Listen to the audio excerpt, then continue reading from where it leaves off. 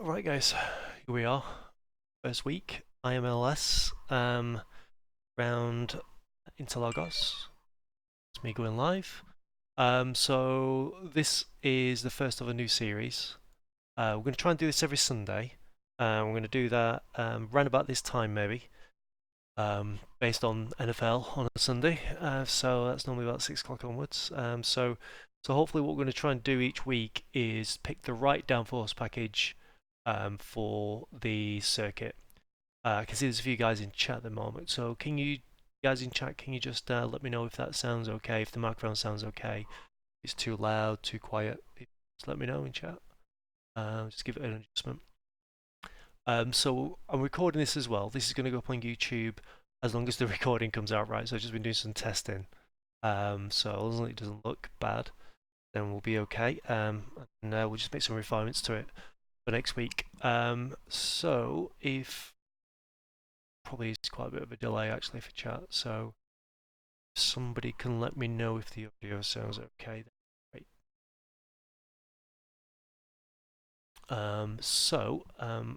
Done some testing already around Interlagos. Low is immediately faster for me. I can get a 23.4 out of it. So the testing I've done has all been based on iRacing default.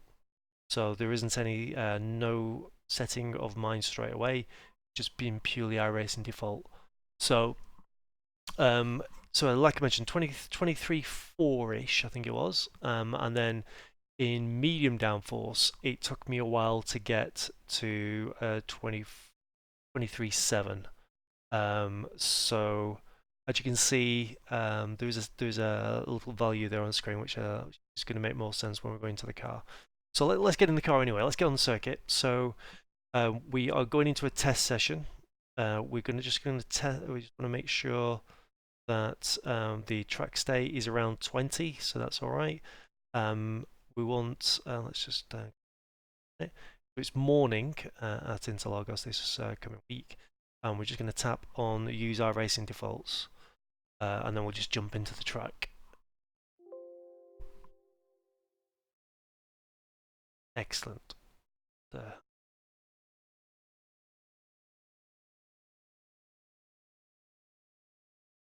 Right. So, will this launch? No, I've got stupid.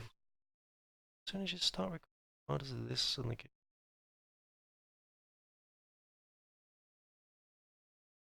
What does the anti-cheat start can kick in as soon as you hit record?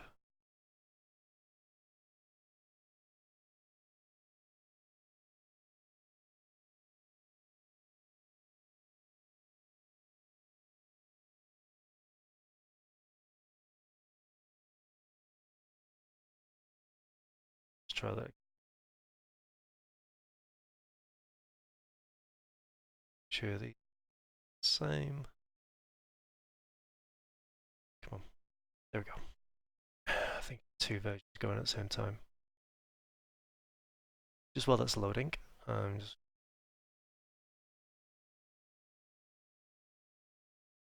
just channel. So I'm using Streamlabs chat client first time. I'm sure that what it's showing me uh, is exactly Twitch showing in the way on what point.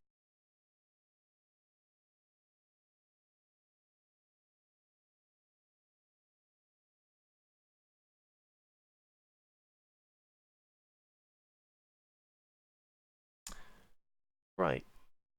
Okay. So what we're going to do, um, we are just going to load. This is the iRacing default. All that we would do is come into here, change it from 60 to 45 kilograms. It's 75% around Interlagos this week, so that's 45 kilograms. It's pretty much the same every week, apart from somewhere unusual like say Le Mans, where I think that's just full tanks around there. So yeah. So what we're going to do is that I'm just going to Just close that for the moment. Just get in the car. What you should be able to see, you'll just actually come out of that because it's on your screen. We can see that we've got some green writing. iRacing default for me is giving me a 23747. So that's what I was getting when I was just doing some hot laps with the 45 kilograms. Just make sure that you always change that because you don't want to go testing. If you're bringing up an iRacing default, you want to make sure that you're running the right weights. So I know that's my benchmark. So the reason why I've put that time there is to find out, will a setup make you go quicker, or will it just make you more consistent? Will it make you happier? So there's a big argument. Oh, the setup's not working for me, or I can go quicker if the setup's right. Setup helps, but it's not the be all and end all. Now, what I've found, the iRacing default medium around here is that it's all right. It's not bad. The gears feel nice. The car just feels a bit tight for me, so you have to make it turn more than you maybe really would want to. So we're going to start to do some basics to start with. So in the HPD, you just drop the tyres all the way down. Front and rear tyres, just take them all.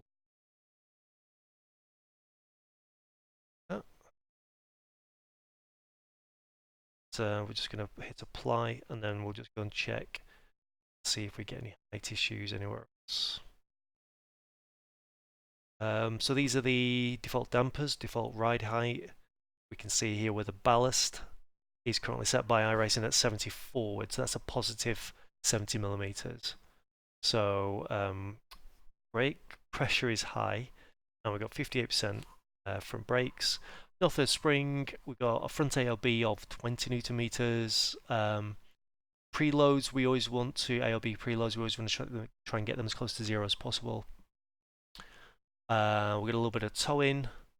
What I also noticed, we've got +2 on the rear, so what I'm going to do, that does help for traction, so I'm just going to take that out. It's on +0, that's fine. And actually I'm just going to take out that as well. So let's have a look now. When it comes to dampers, we'll do that next. I'm just going to take this for a drive as is. So we're taking some of the taking tire pressures out, and so just auto to some of the towing out. Let's change the title of the stream before we go any further, just so that it's currently saying stream test. We don't want it to say stream test. But let's give stream a name. So should we call it setup series?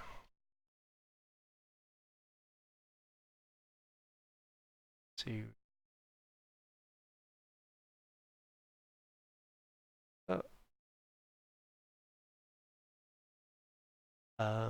So if any of you guys have found this through the forum, the reason why I'm twitching it and also recording it is so that instead of just recording it and talking to myself, if people want to jump into chat and ask questions, then see if we can answer anything that's relevant to what we're doing on the day. Right, so we've changed the towing, we've changed the pressures. Before we go changing anything else,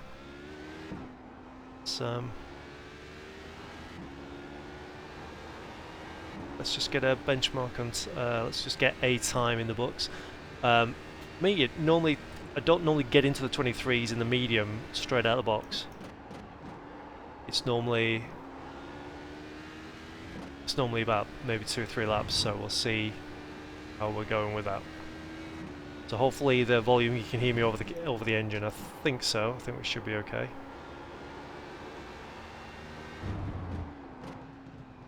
So the reason why I went for the medium over for starting today's series is to do with the traffic. So there's two sections on this track where low really excels, and we're just about to come up to the main one. So we've got to make sure we get a good exit out of here, because we need all the miles per hour down the end of the straight. It's roundabout. I think it's around about here where low really starts to come at you. Now the problem with low is that if you get enough gap in front of them, they're going to struggle to outbrake you going into zone 1 to the downforce package. So they really need to get you done before they start braking in their normal way. Because if they're trying to outbrake you, we've got better stopping force in this package. Here is where it feels a little bit tight, but as this thing goes on, it does get better. So here we go. Let's just try.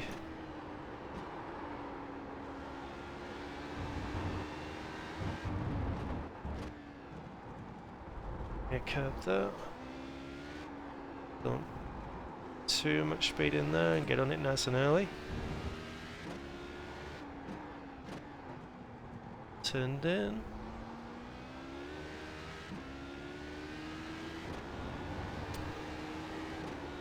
Try and get this.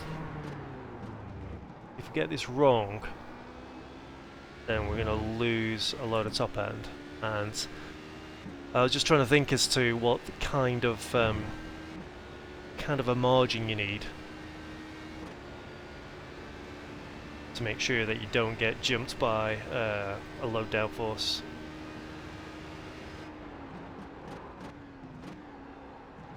So I think it's going to be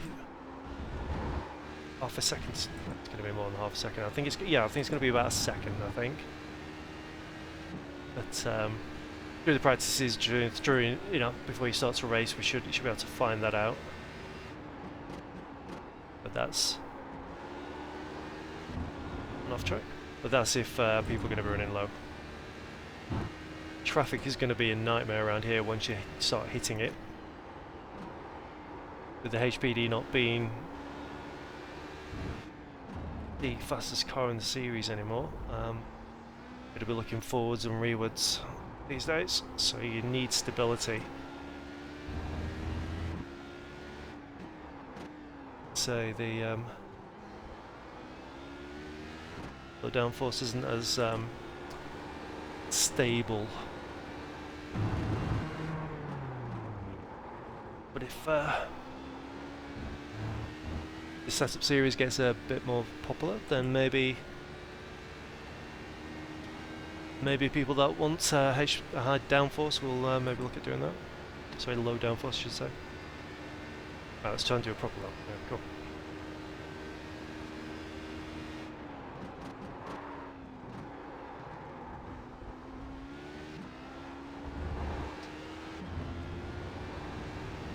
With medium, you've really got to nail.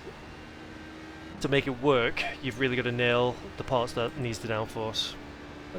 23.7.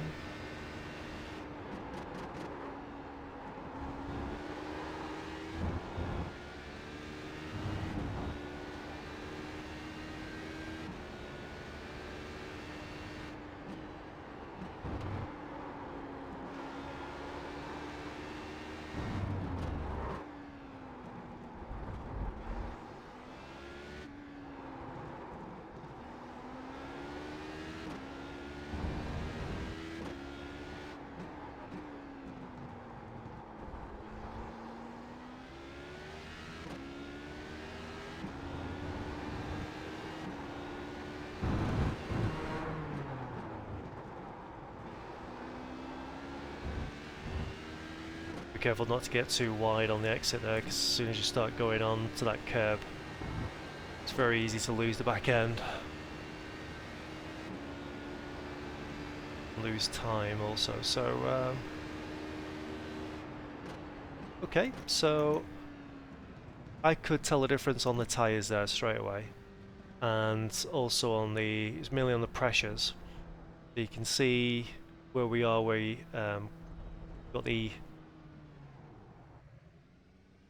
jump out of the car and we lose where these hot pressures are here. So what we pay attention to in the HPD is the 150, the 153, the 147, and the 150. Yeah, pointers coming through on the stream, right? Okay. So the right hand side is getting hotter than the left, so we just need to balance those out. So we're going to raise the left hand side of the car by 1 click. The tire temps on the right, we've played around with that before, but unfortunately it doesn't work in iRacing with that. So we basically pay attention to hot pressures. Let's just raise this on the left. Ideally, when you're doing your own setup work, you'd probably go out, make some changes, and probably would probably do about 10 laps. One thing that we're not going to do from a data analysis or anything like that today, it's be essentially looking at what the car has in the way of the usual controls, the things that we can change, and how it feels. So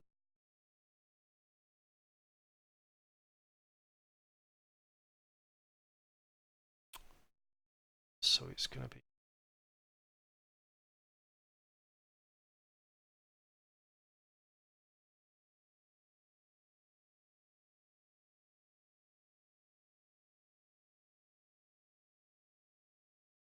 change that later if needed.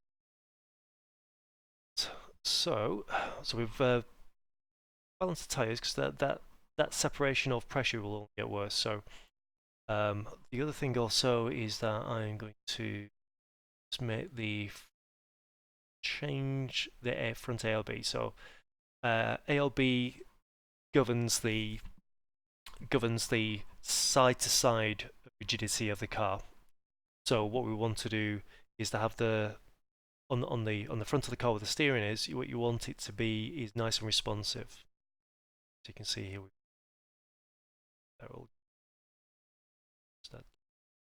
what I'm also going to do is take out the rear ARB rate. That is something that you have a play with, depending on what you feel at the rear of the car. So I set up to what I feel. What you may feel is going to be different to what I feel or what your preferences would be. So what we do is taking those out. We just want to just see what that gives us, because that's quite a big change that we just made on the front. So what we'll do, the brake pressure is fine there, so the brake bias is fine there. Possibly a 57.5. Want to keep when you brake, you want it to be as equal as possible, front to rear. But of course, you don't want it to keep losing the back end when you put your foot on the brake pedal. So there is again a preference there as to, do you like a car to be a little bit active at the back, or would you rather it just to be a bit more forward? So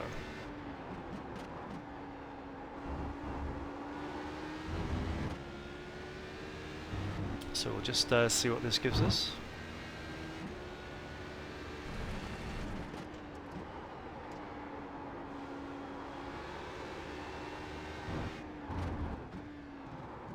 You can go too far with the ARB on the front. You can have it where it just stiffens up the nose too much, but it's just about finding what works.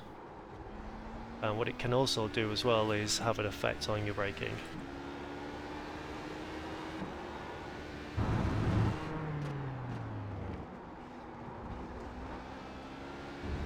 So when we steer, we only want to take one stab at steering. We don't want to keep adjusting unless that is a requirement because of the weather and to do with the track and tyres going off.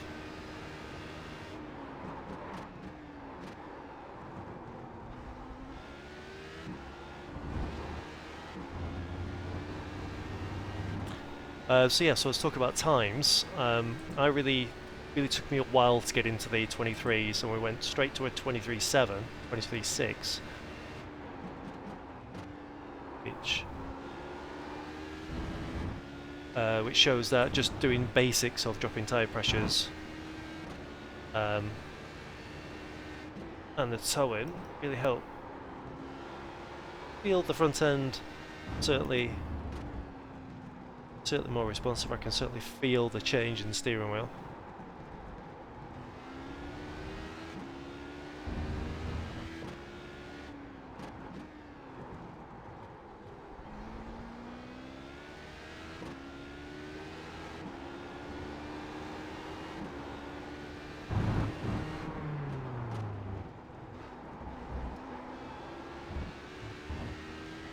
Probably about as wide as you want to go on the exit there. Turned in too early for the final turn.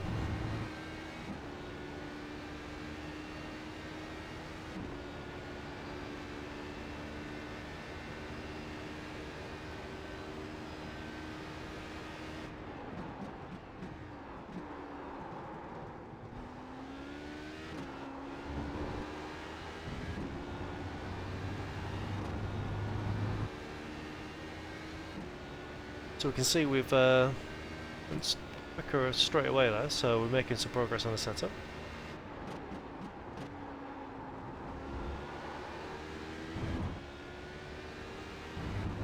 It's all about getting into the turn nice and early. Carrying as much speed as possible. Getting on the gas nice and progressively, not stamping on it. Gotta go with what the traction gives you.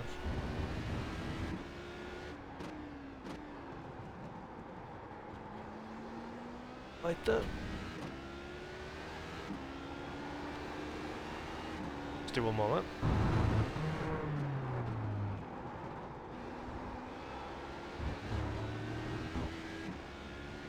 See how much time we lost then coming off of that. So we'll just do one more lap. This is the shortest gear set that iRacing has. So we'll have a look at the gears. Third feels a bit weird to me.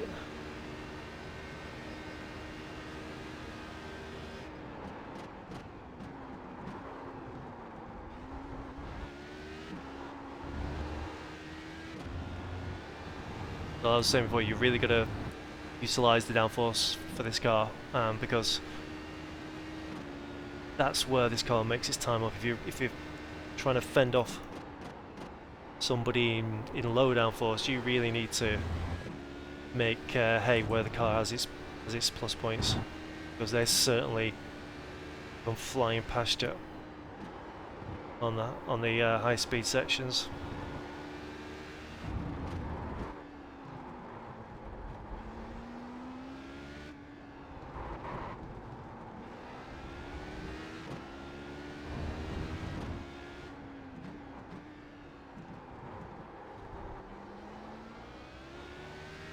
And if we just look at the halt pressures on the dash, we can see the not balanced at the moment. The rears are a little bit going an anomaly there. Maybe it's just a case of there we go. You can just see the right hand side coming up now.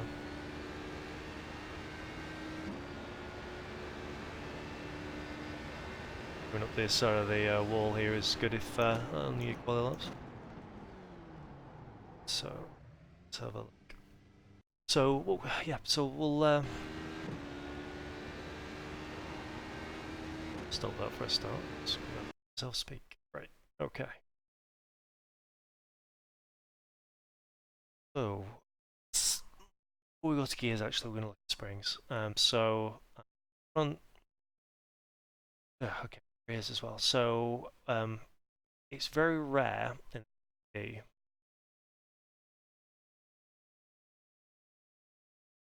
to be quite honest. I do have 160 on some of the circuits. So, as a for instance, I have experimented with it around Le Mans.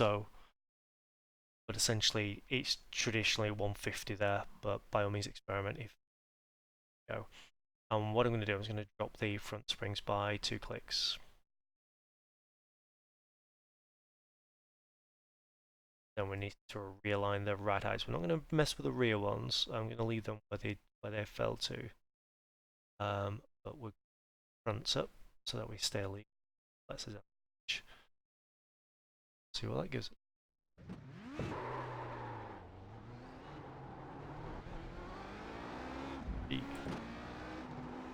Yes, that's the other thing. Traction's on 4. So we will have a look at that. So we'll just keep working with what we've got.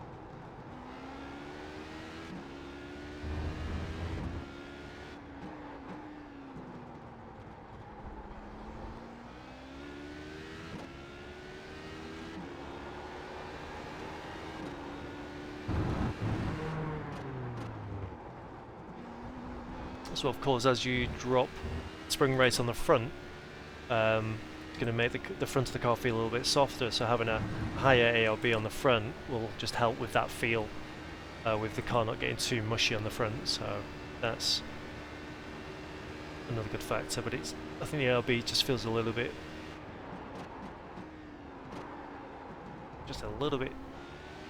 too high. So see what happens when the tyres just get a bit more pressure on them.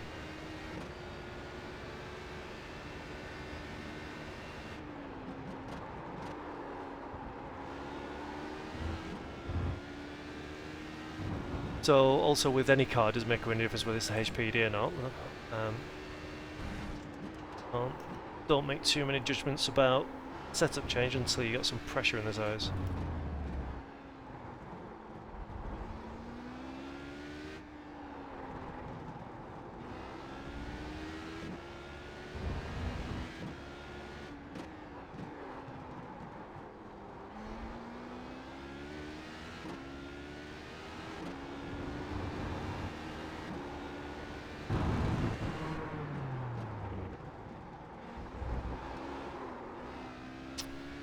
Yep, there you go. Right. Look how much time that we're losing on the delta across top of the screen there.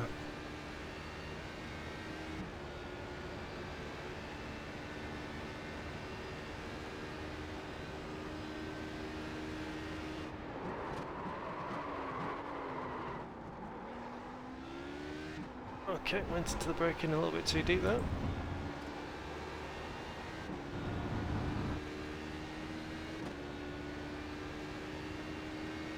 We'll use this lap just to get some more temperature in the tyres. We can just... I'm starting now to get lock-in on the front of the car. Probably hear it, or I hope you can hear it.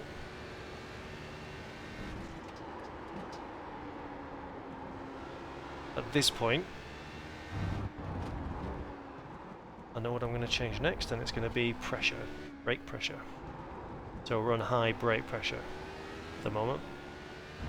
I hardly ever run high pressure, so that we're going to drop that to medium.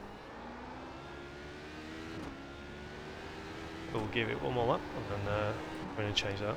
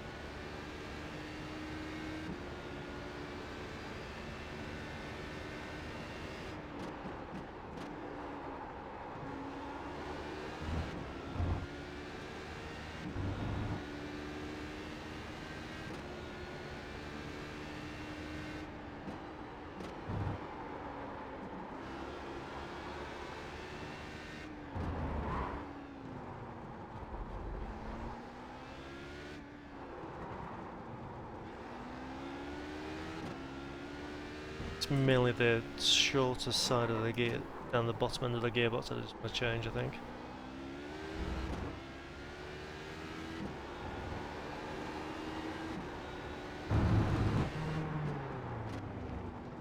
Second feels like it needs a shorter cock.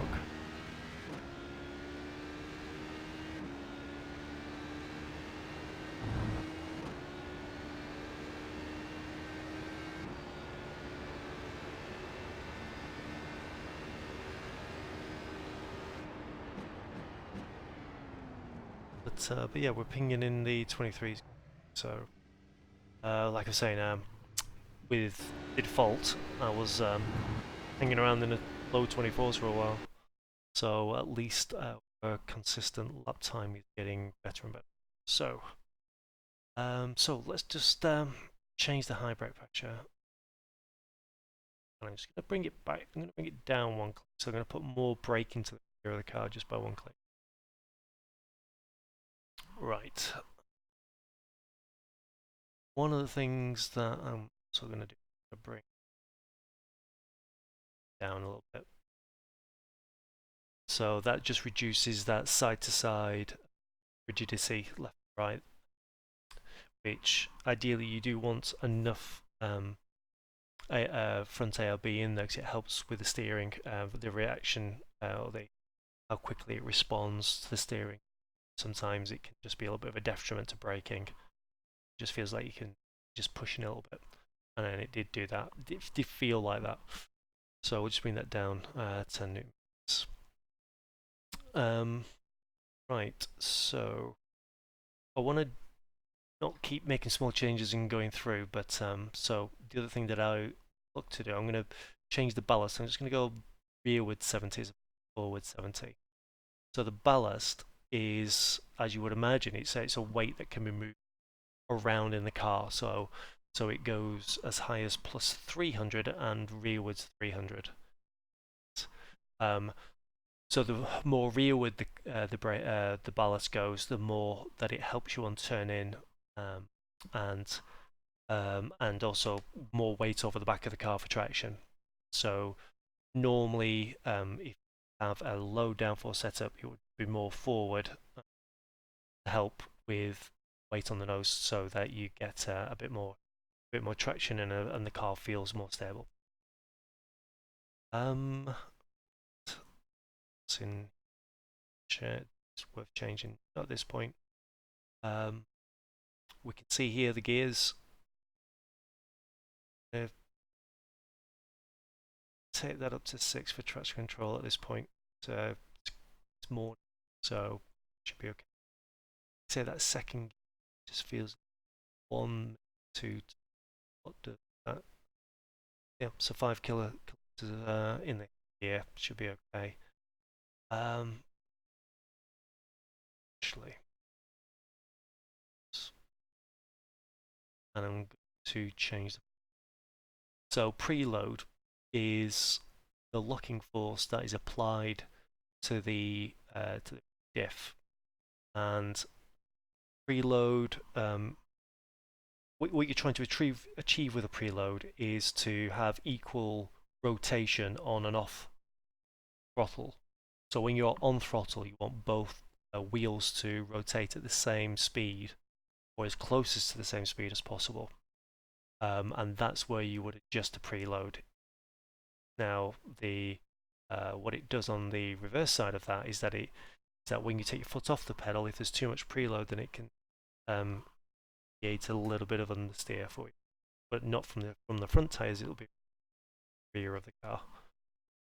I'm just going to 125 is a little bit high for me. I'm just going to just try the 60. So when we're going into turn 4, I think it is, after that first straight, the car just feels a little bit tight when you're turning in.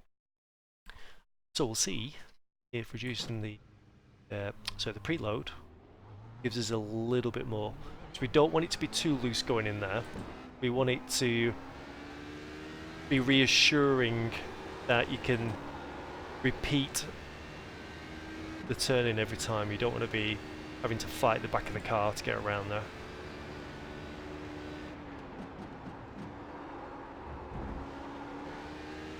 So we've moved the ballast rearward, so that's going to help us turn in. It's going to help us with a little bit more traction. Just the grass. And also through here, getting the tail of the car to help us steer through all of these parts here.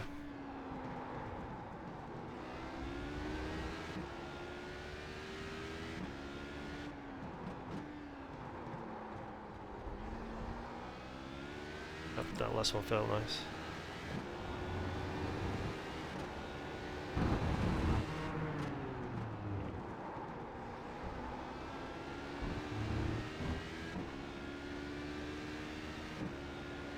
Felt it like we're going in the right direction with that final turn as well, so feeling good at this point.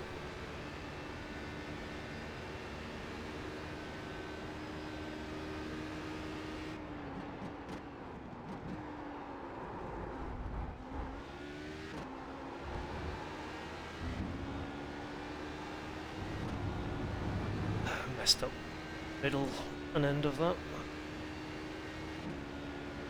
Should be up by now, but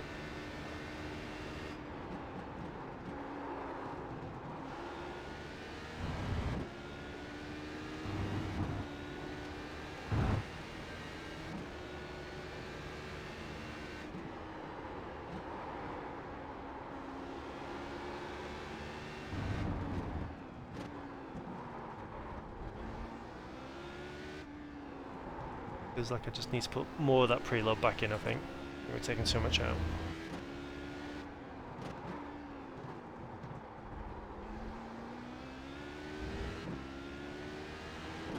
It feels like I'm not getting an equal drive from the rear of the car is what I'm feeling there.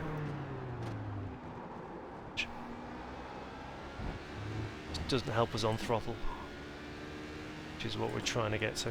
Some when it's to rotate for us on throttle. Let's say, yep, we'll just that in a moment.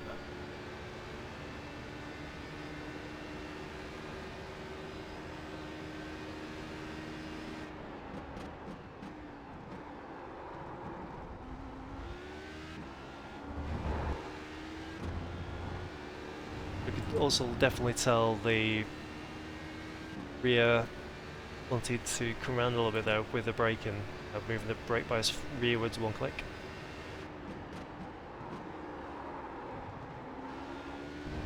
Right, so that's what happens when you're not too sure that the back end's going to do what you want it to do. You end up making a mistake.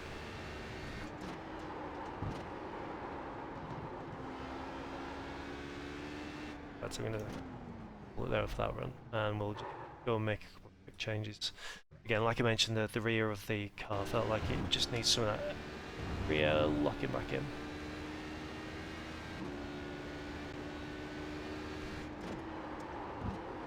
Take that back up to 80.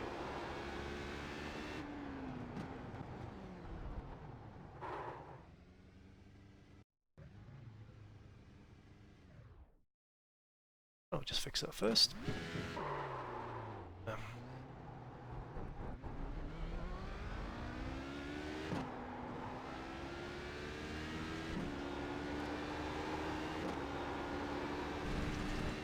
Then we'll another look at the front spring.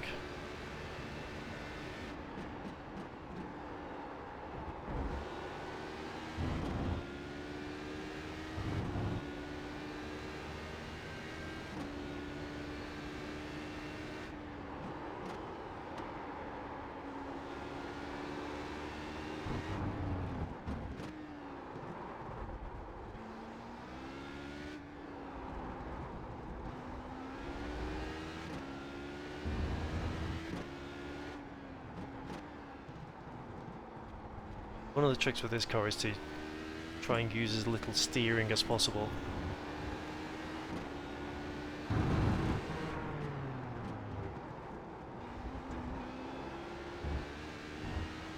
Because you want to try and keep the tyres as alive as long as possible, which we get some anomalies with the morning temperatures that we go quite high into the 30s sometimes, even though we get the nice cool sessions as well. So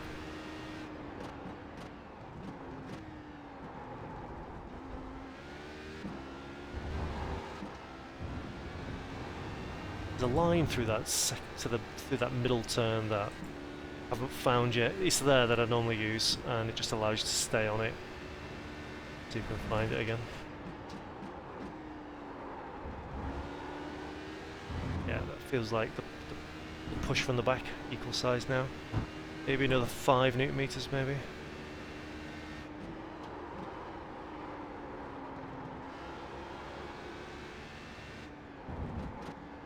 Plenty curb here.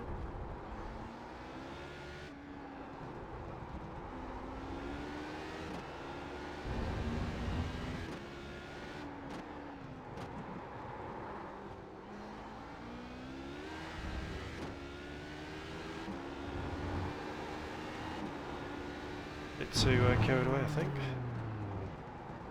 Obviously, when the car's sliding, you're not able to make time. Like any car, you know, you need to be have all 4 tyres gripping and going in the right direction.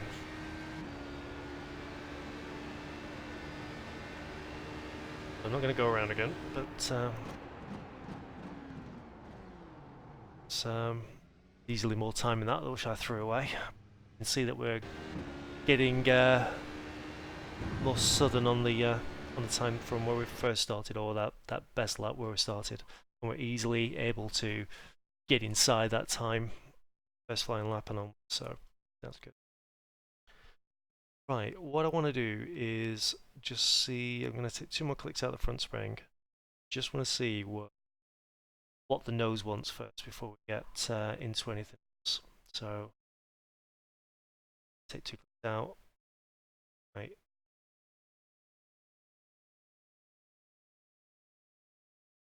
That 57.5 brake bias is certainly feel it when turning in, so that might be a bit too much for some, but I might put that back to 58.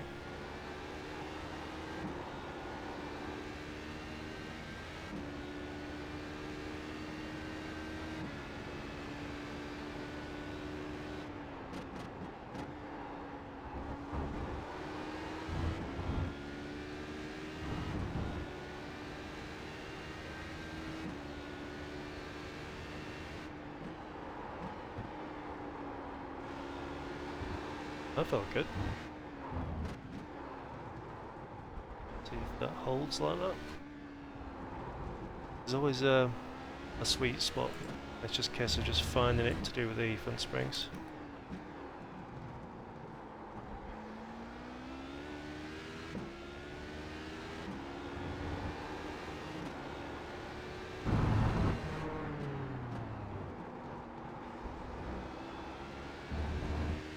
Oh, right. Feels really good straight out of the box, so we'll just be interested to see how that holds up.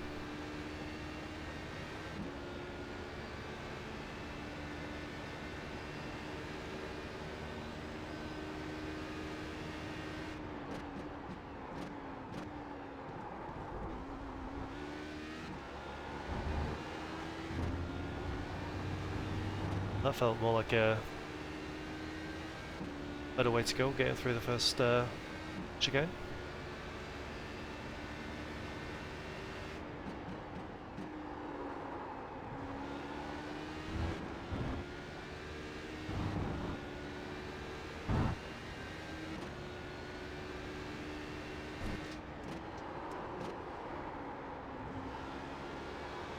Took too much speed into that then.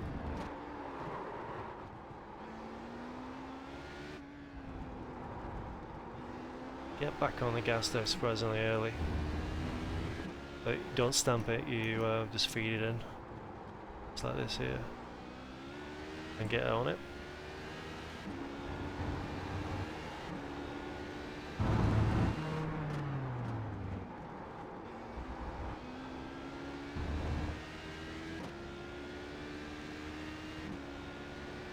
Okay, so I was going to say, I think we're going to beat the time then, but there you go.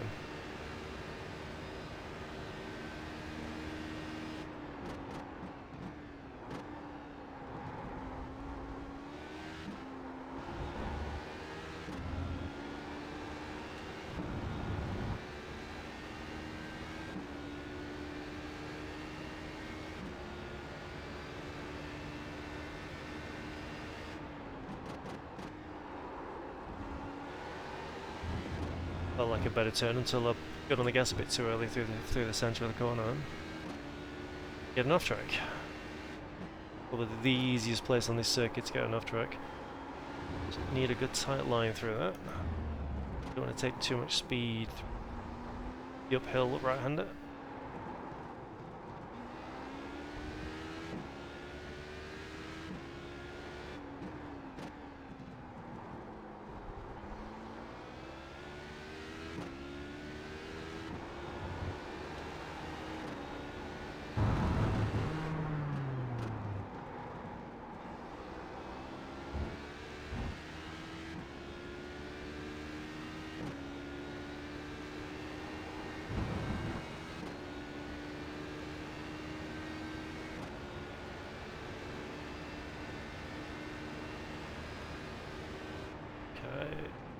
So again, 23 is no trouble. Let's jump back out of the car. Let's put that extra 5 Newton meters on the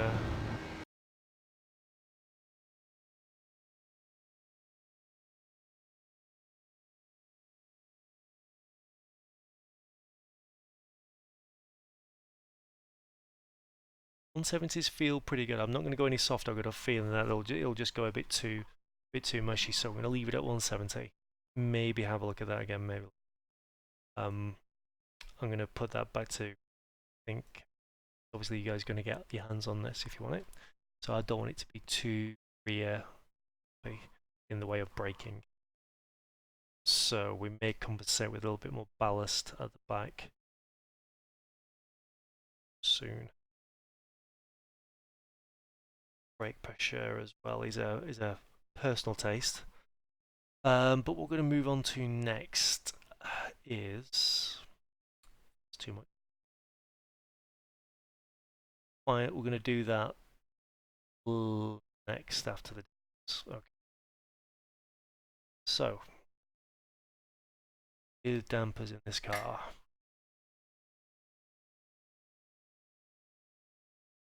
What looks near as best as you can get it in iRacing car. Circuit, some fine adjustments. Pretty much starting point. Beyond this, don't pay any attention. I would say to Motec if you end up using Motec, just go with feel start point.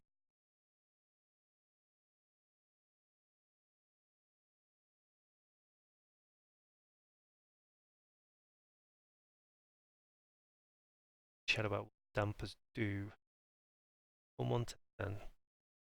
Right. Okay, so low speed and high speed dampers is not relating to how fast the car goes, it relates to the strike. So low speed handles the weight transfer front to back, left to right. So one is fastest on the low speed, and 10 is the slowest. So these go.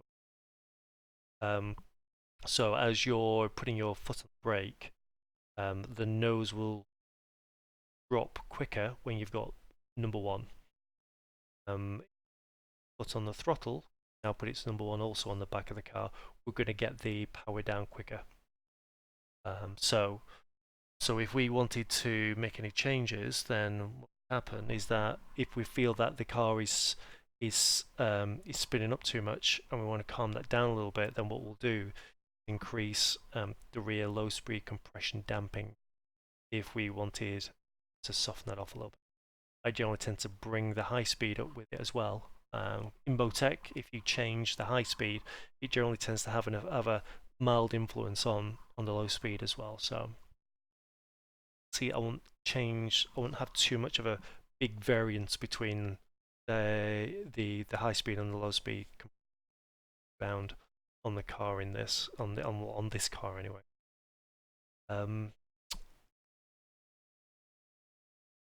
Slight balance those up, right? Everything always matches like this car also. Right. So the rebound. So if we think about the front of the car again, we've put our foot on the brake, nose drops, and then when we take the foot off the brake and start throttling again, the low speed rebound has an effect as to how long the nose stays, how long it takes for the nose to get out of the braking phase. So 10 on the rebound is the same as 1 on the compression. So because it's an opposite, 10 is quicker than 1. So if you wanted the nose to stay down longer, reduce the number. So 1 is the quickest for compression. So those same theories apply to the front and rear. So do is jump back in the car and see how that feels.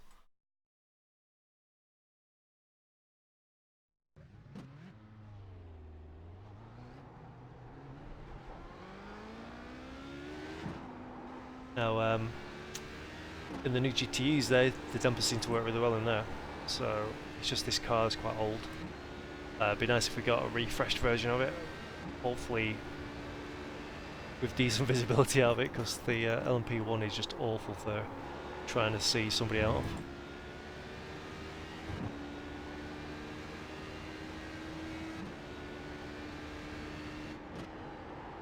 So that's quite a drastic change in the damping.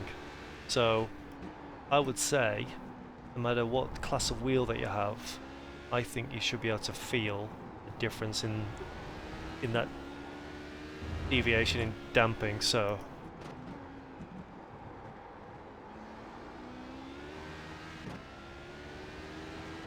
I can feel it a little bit in this.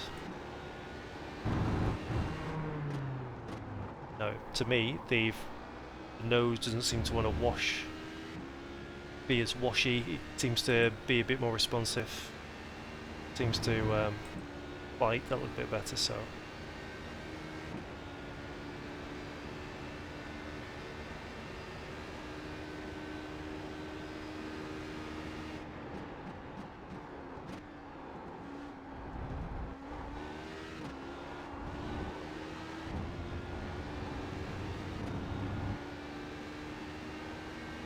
So what we've done to the damping is that we've said that when we brake or when we throttle, we want that to be as quick as possible.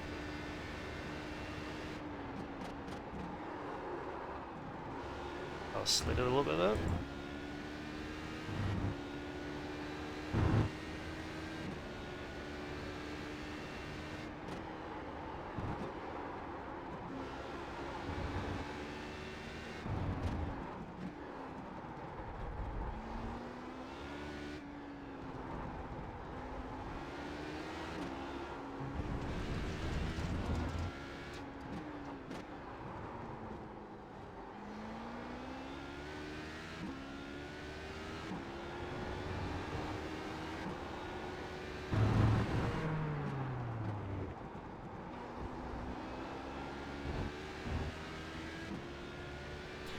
There time-wise, so we've quite a tidy lap in some areas, but we're still showing us gaining on the overall time. So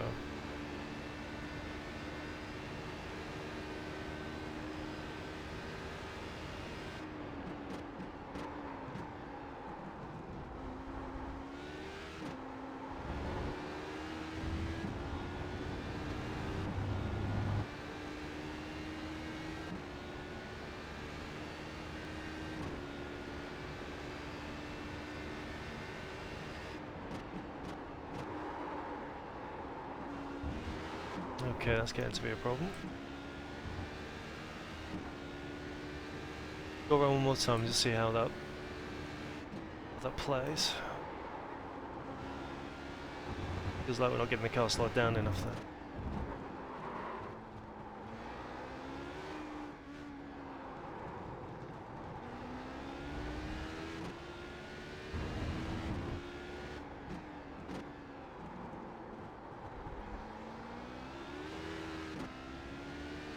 So you could hear the tyres really spin up there.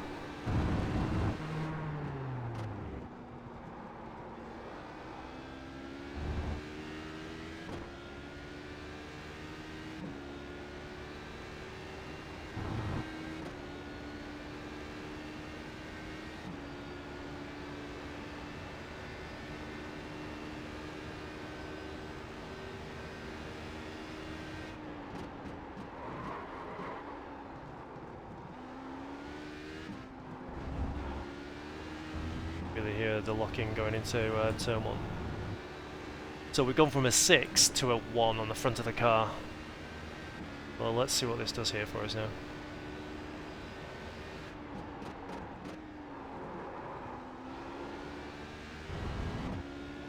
Just not getting the car slowed down there.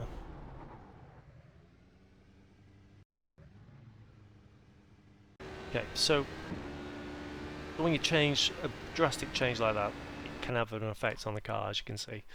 So, you know, straight out of the box, we got a nice time, but then it wouldn't seem to hold for us. I'm going to try the high brake pressure again. Any changes? I just want to see whether that just works for this circuit.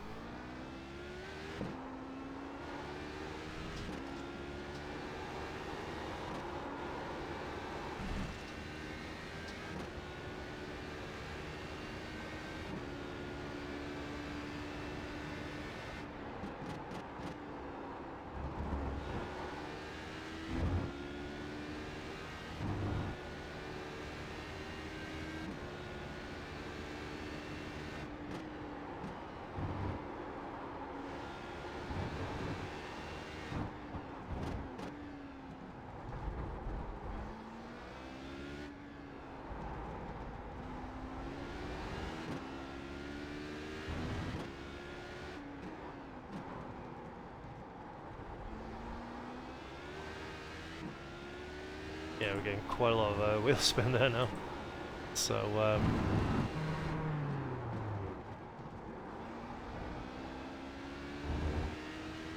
need to have a look at that. So, in car, of course, we can turn up the traction. So while we're on this, I've just made the traction control all the way up to 8 now, so we'll just see what that does.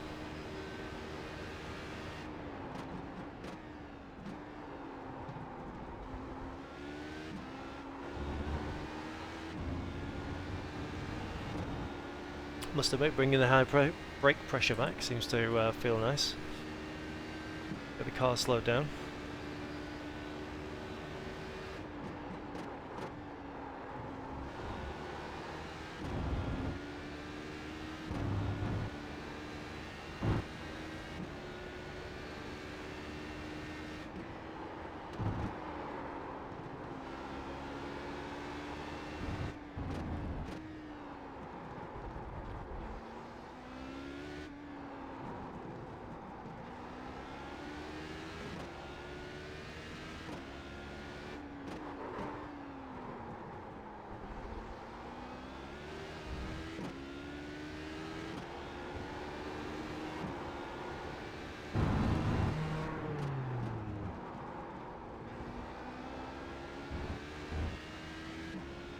Okay.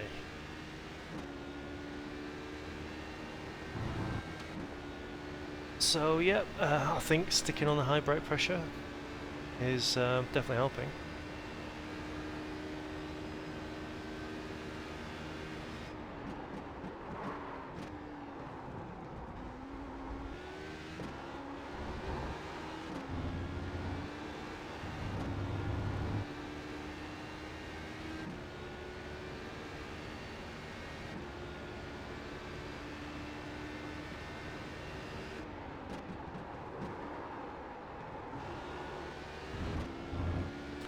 Yeah, last time now. A bit too autistic with my turn.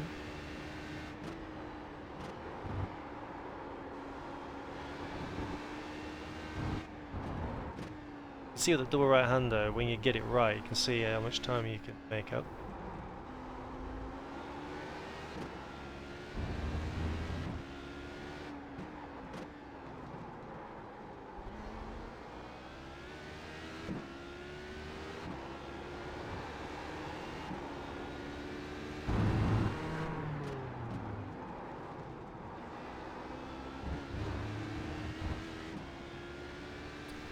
Yep. Should have been a little bit quicker there, but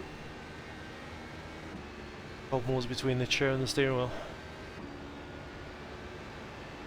We get that time back. you can see how consistent we are on time. Oh, we're messing up a little bit.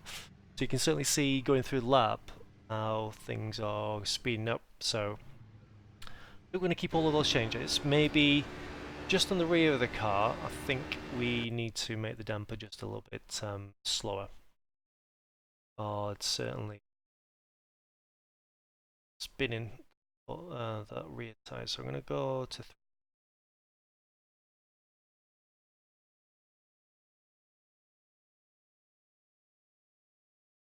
so we're going to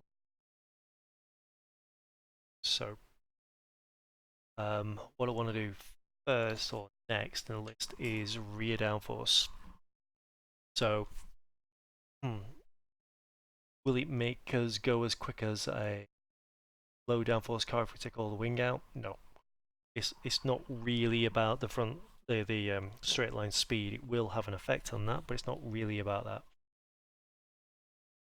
So this is more about how much rear grip you have. So it's really a case of where's the kind of places that it will have an effect. So I would say the double right-hander going up the hill,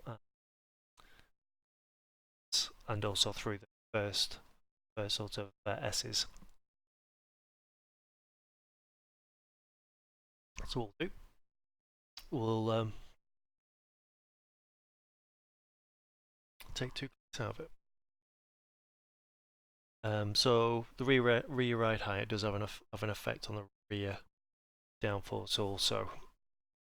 68 it was when I looked. So maybe a light to go, so that would be something else to look at also. Some of the downforce off first before back of the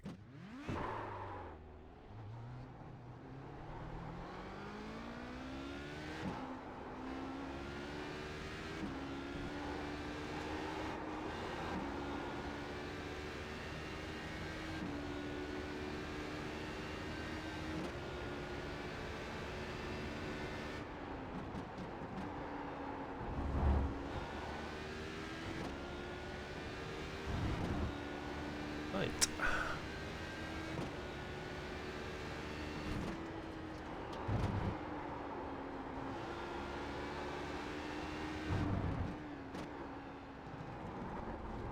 Bit of a dying breed is the old HPD. We might have probably be interested to know when they're going to replace it, or if they're going to replace it. Seems like they've replaced everything else in the league or the series that it drives in. So this is by far the oldest car.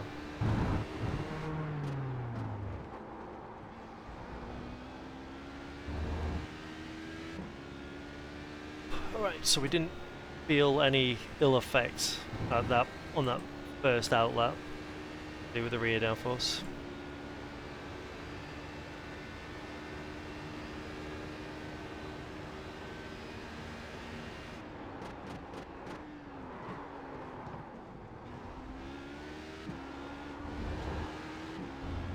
That felt okay as well.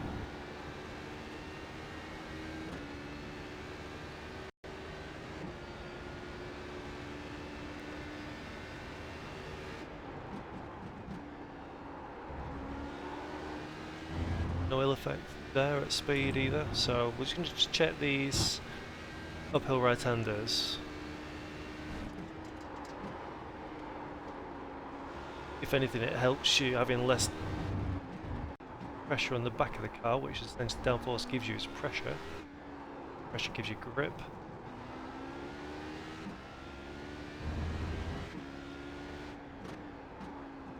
Just finding where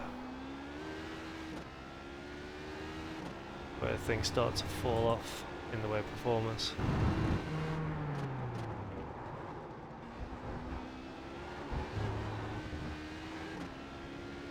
Alright, we shall pit. Take 2 more off.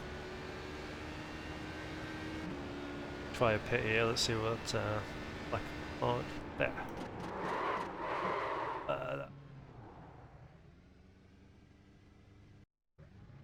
2 more off. There we go. Now when it starts to feel a bit funky, then we'll drop the back of the car. So, 2-0.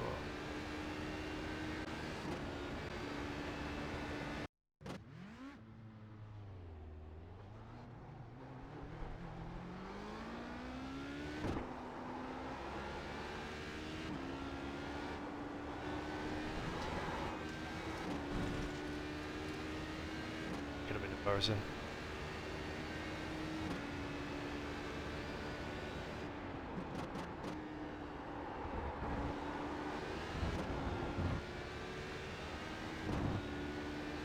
Really easy to get off track though. Really easy.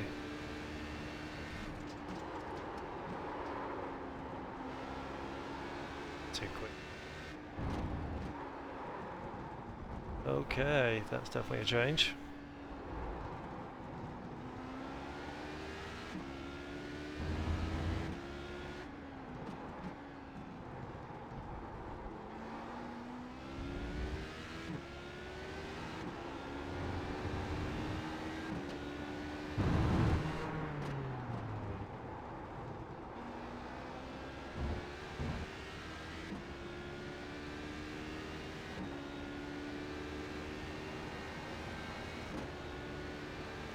I was trying to keep this video to an hour, but I don't think that's going to be possible. Not on the first one, I don't think, because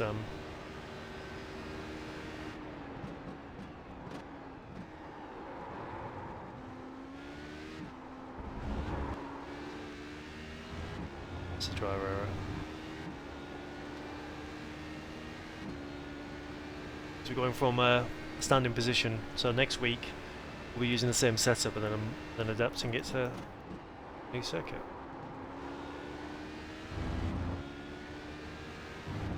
So can we get the right speed this time, then we can tell whether the back end is locked.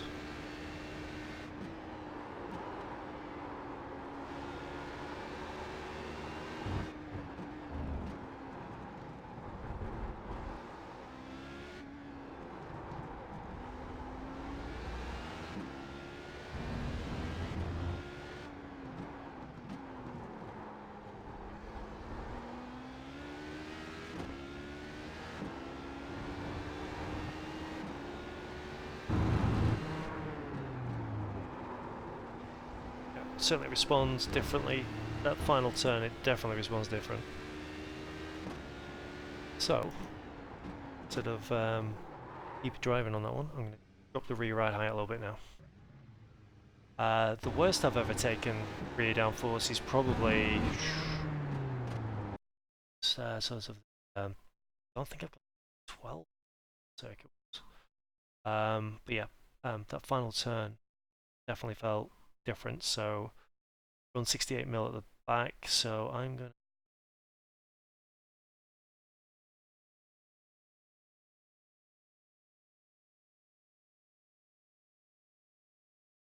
sweeping changing. Let's go 65.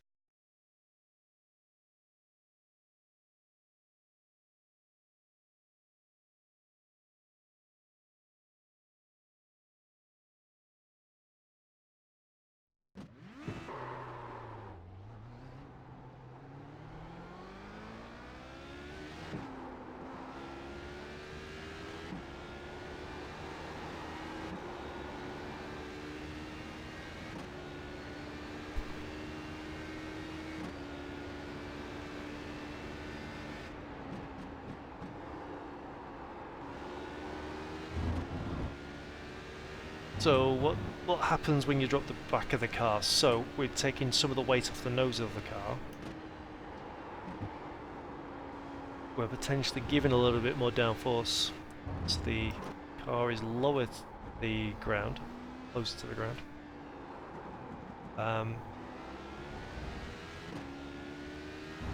But what we can lose is some of the turning.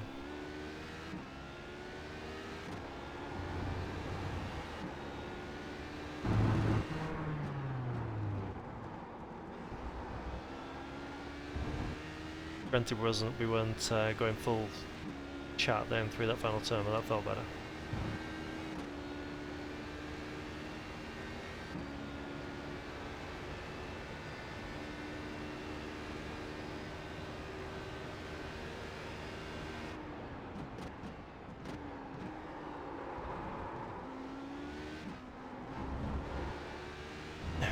that felt like it was sliding all the way through that turn.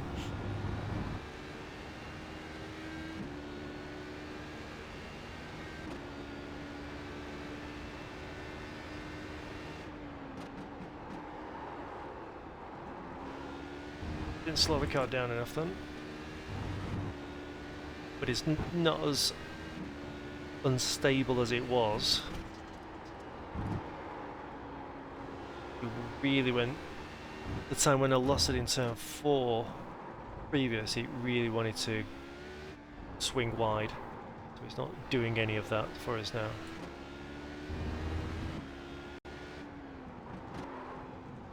It's me using the brake to bring the back end around.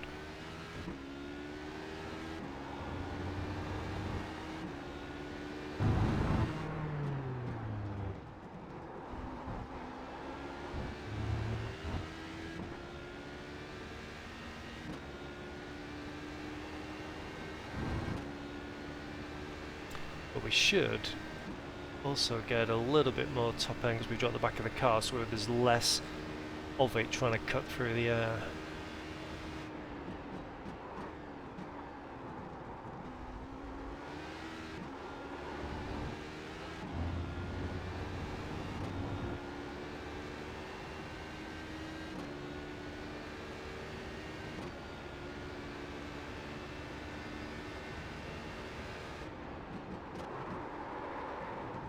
Not pressing hard enough on that brake pedal for some reason.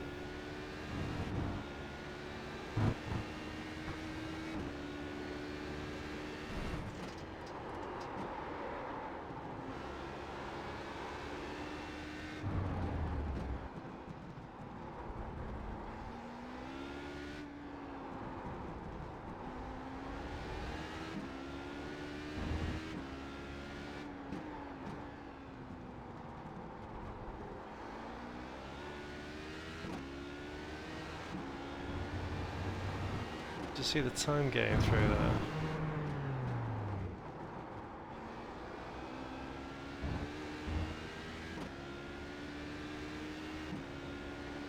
Yep, there you go. Getting time again. By dropping the back end of the car. Taking a little bit of wing off.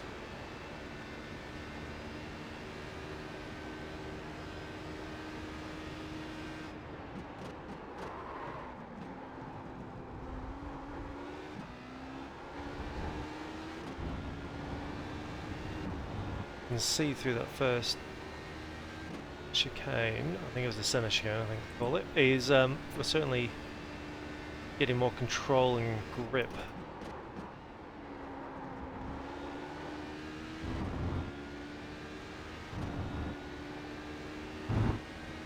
Broke a little bit earlier that on that occasion.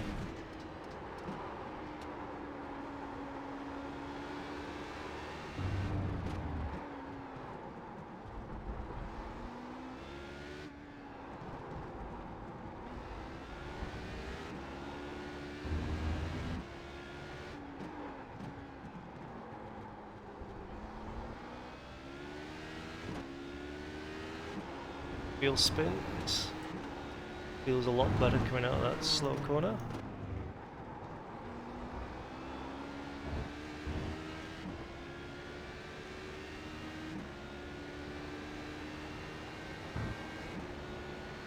Okay, so where are we on time?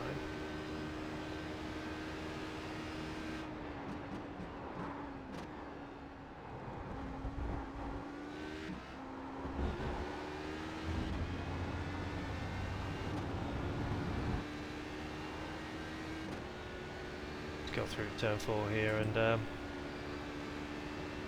take a revision look at what we've done.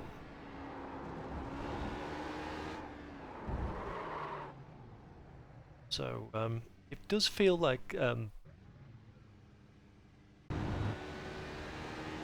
place where we probably need the down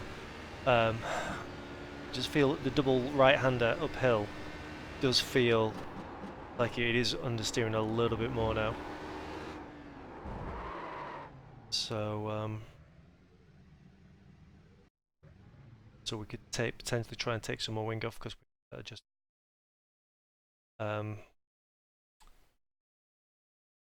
So the three on the low speed redamp has certainly helped. So at the very start, we took out the rear ARB at the back of the car. So what that will give us is on throttle oversteer.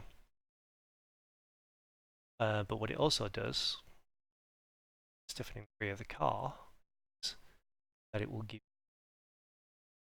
that the rear of the car will follow the front a lot better, but at the expense potentially of some grip. Let's see. That's going to be a problem.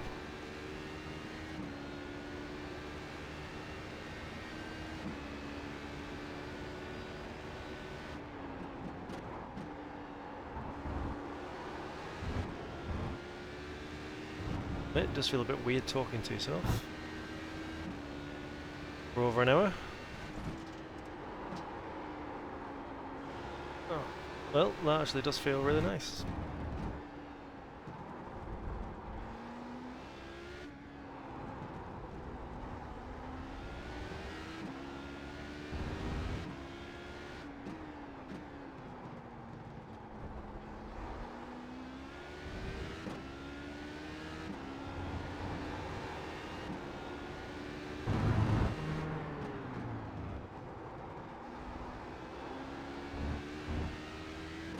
They're quite nice.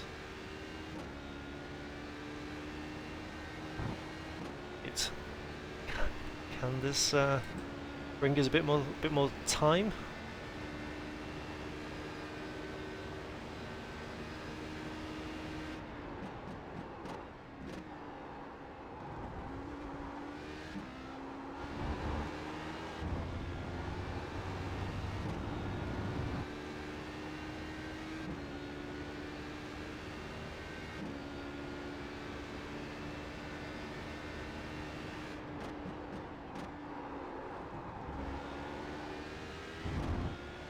That felt really nice through there, to be honest. That felt really good.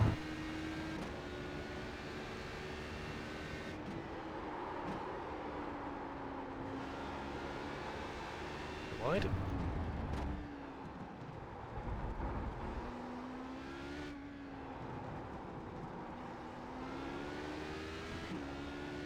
That corner is probably the one where you'll notice it the most. Of it potentially being a problem, and that one. Good on the throttle management, you should be alright. Right.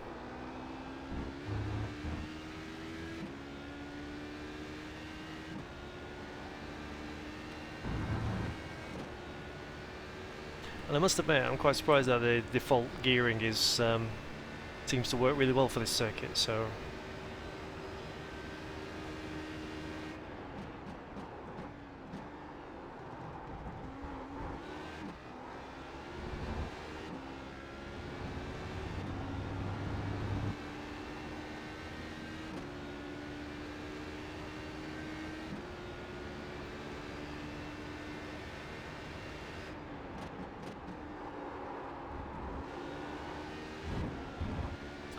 we're going to get enough trail then.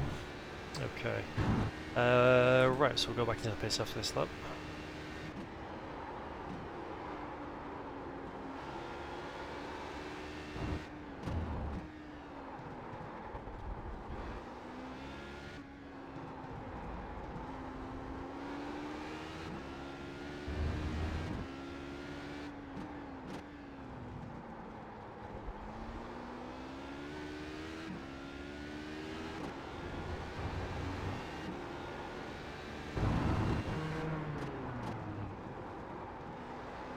Oh. Ah, I could just yep. Just going through the final apex, going through that final turn, they're thinking, yes, can really carry some speed through this, and took a bit too much, so oh well. Right. It's getting quite close to pulling off with this circuit. This is just getting us down to ultimately it's going to be a baseline through the rest of the season with the medium, at least with a medium downforce setup in any case. So I'm not going to take any more wing out of it. I'm going to leave that where it is. If anything, tempted to put a little bit more ballast to the back of the car at this point. The stroke.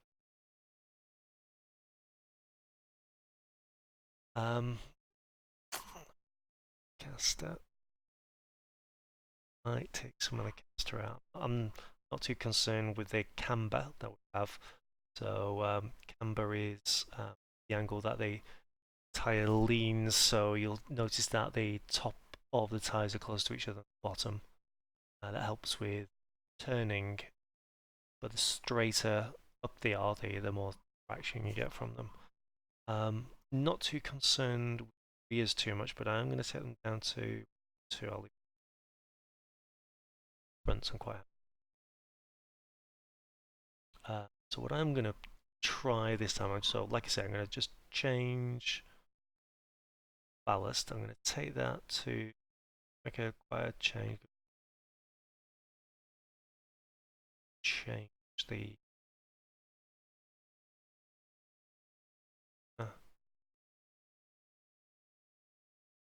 sure that will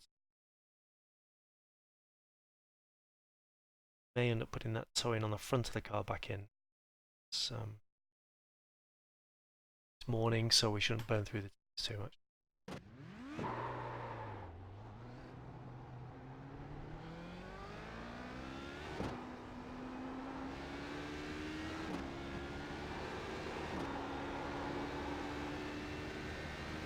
You can actually go flat through the coming out the pits now.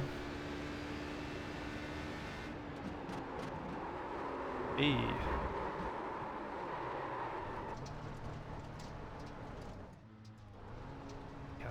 Grass cutting.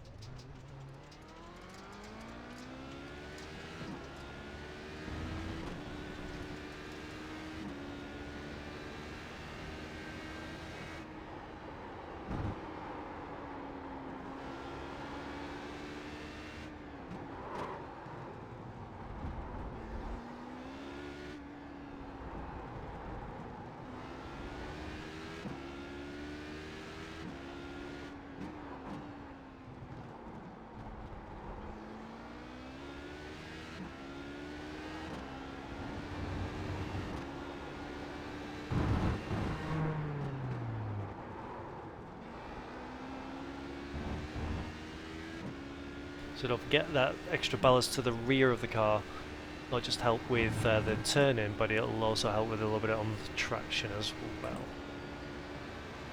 And have we gone too far? That's the thing. We're giving too much weight to the rear.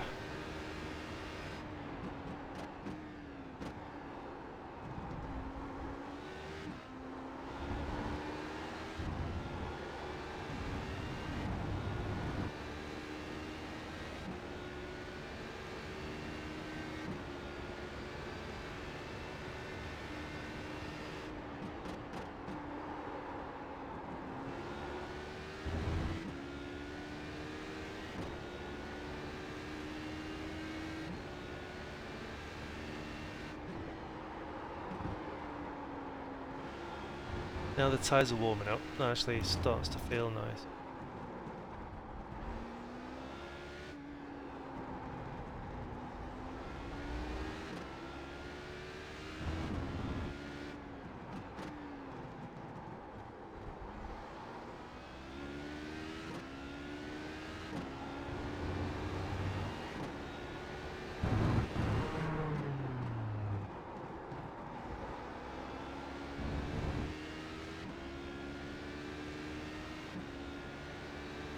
I think we... Nope, it goes back up again, excellent.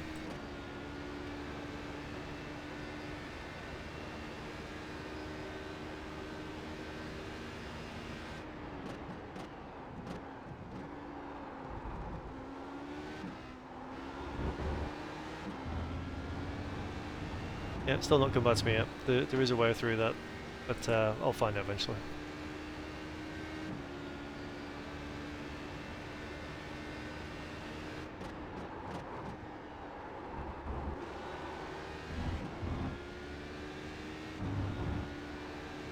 Every time I'm up going into turn 4, I seem to blow the gain I've gotten.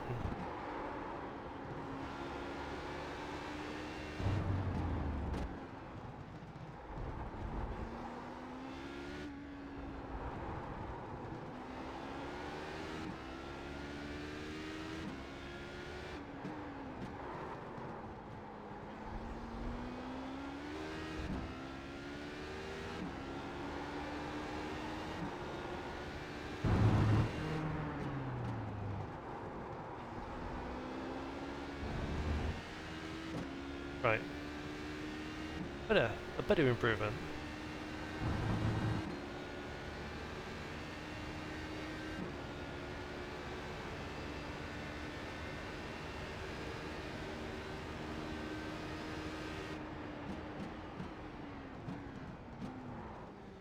Okay.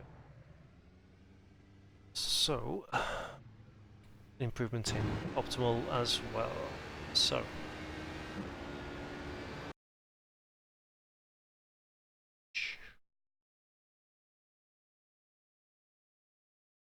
what's coming to my mind is that it just feels like there's a little bit too much gap between 5th and I feel like we'll lose a little bit.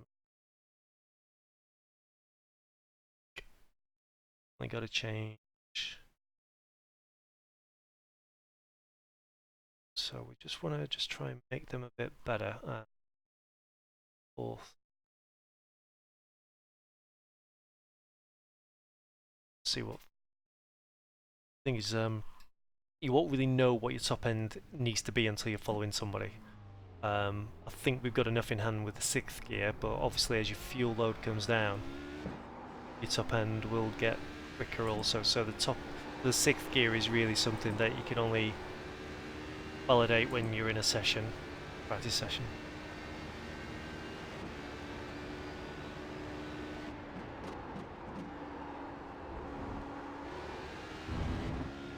Right, 3rd to 4th. 4th to 5th. I'm not really looking at any time here, I just want to listen to the gears, really. Just want to see if there's anything that needs changing. Quite happy with the 1st gear actually. 1st and 2nd feel better now.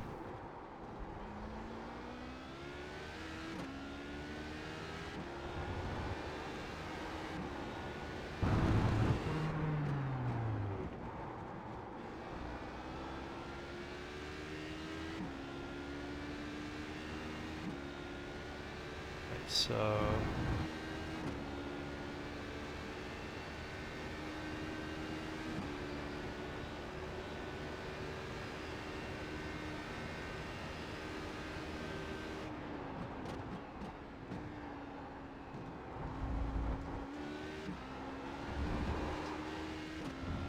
nearly going through that, right?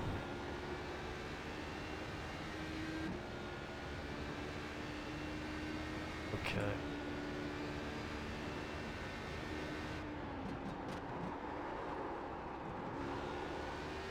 I wonder whether we'll really hang out 4th.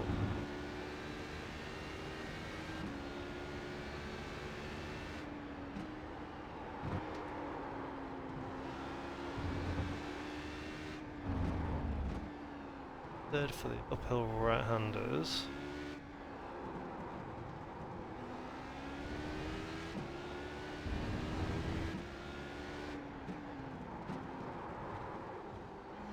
So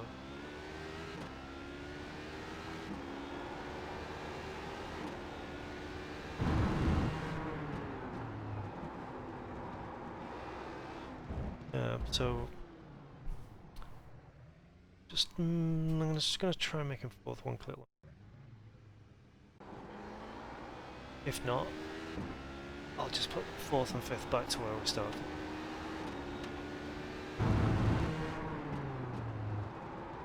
Uh, 232.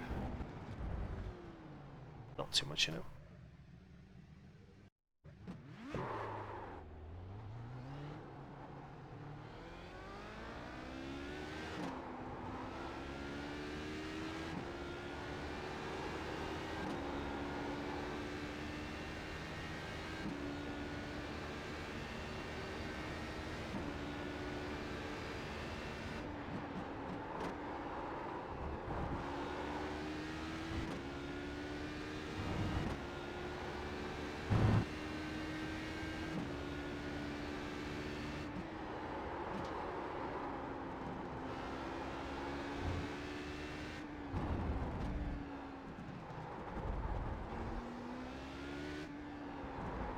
So, caster. Caster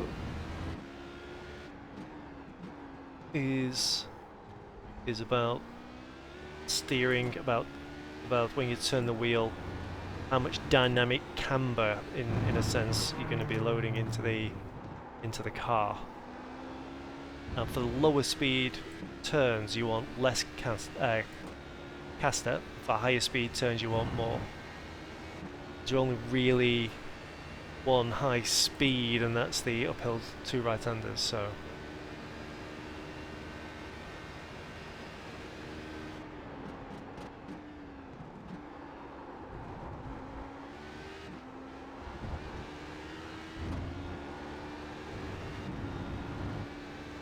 we should, through all the infield twisties, the lower speed twisties, feel a little bit better.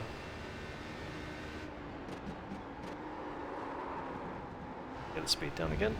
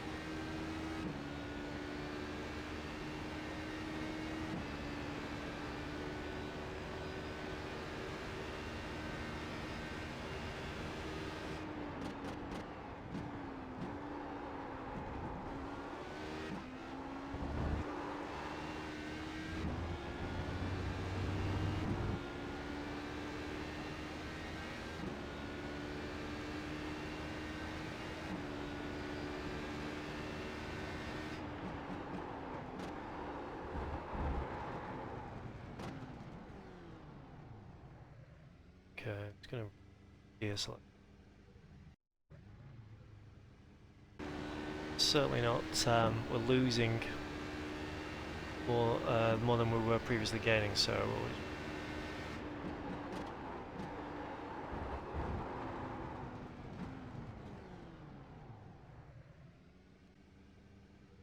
say